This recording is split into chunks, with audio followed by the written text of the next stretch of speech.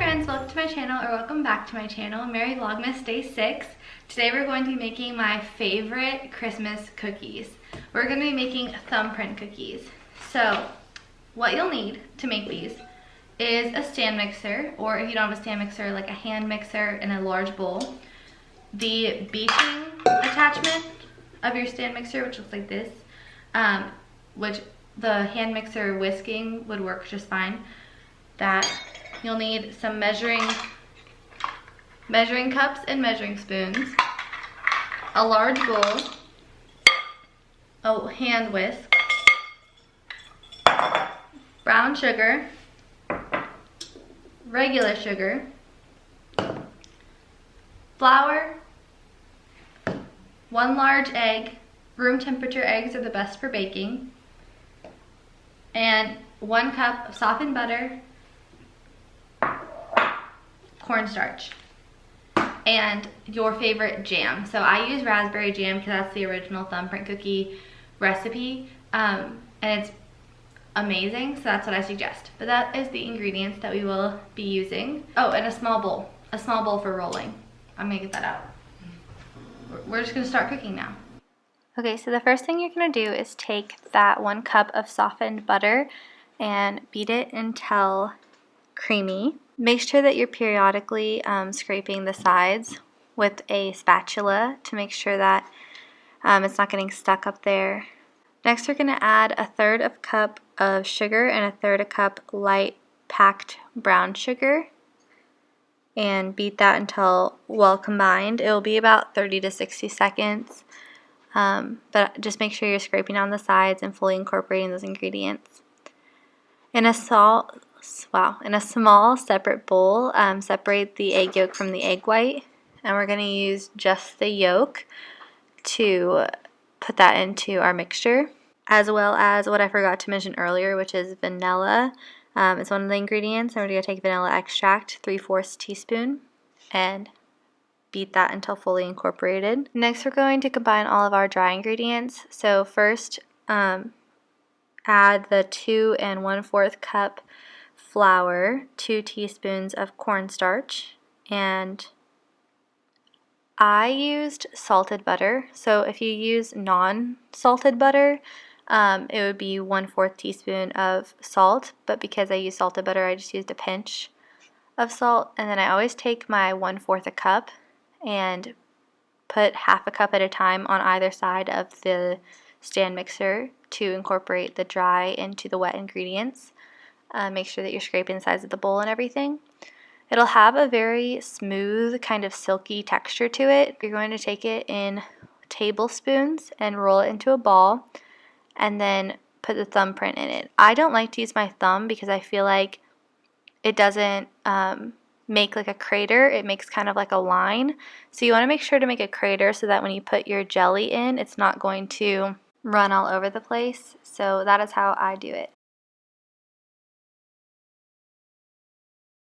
So once you're done rolling and putting your thumbprints in, you stick it in the freezer for 30 minutes, and then we're going to bake it at 375. So about this time is when you turn on your oven to start preheating. I have my 1/3 cup jam in here, kind of becoming room temperature, and then I'm going to heat it up right before we put it into the thumbprint holes.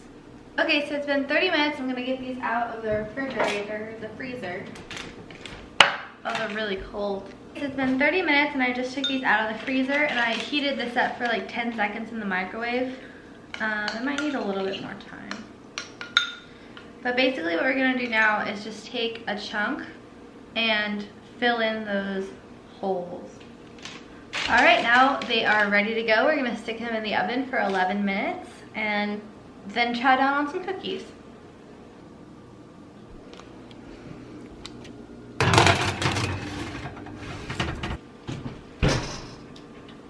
They smell so good. Whew. So I actually ended up cooking them for 13 minutes because they didn't look brown enough on the ends. So basically what I looked for was, oh, they look so good. They're so much bigger than the last time I made them. The last time I made them, they were like this big. So I feel like if you want them smaller, maybe instead of doing 1 tablespoon size balls, you could do a teaspoon size balls. You can tell they spread out a lot. Now I'm going to let them cool. It is a little bit later. We have of course taste tested a few. I almost dropped all of those. They are so delicious. They are my absolutely favorite holiday cookie. These ones are huge. They turned out so much bigger than they did when I made them last year, but Andrew seems to like these more. My little last tips I'll sprinkle in there for making holiday cookies, that this makes about between 13 to 24 cookies depending on the size that you make them. So if you're going to be making a lot for holiday party, I would suggest doubling the batch, but I would make them 1 batch and then another batch, because otherwise the ingredients have trouble incorporating in the mixer. I had that from personal experience from last year. I think they would be really good if you used other types of jam, but I do really like the raspberry jam, because when you cook it, it's so, like, it caramelizes. It just tastes really sweet and really good. I could do them gluten-free with like a different type of flour, like a nut flour or something.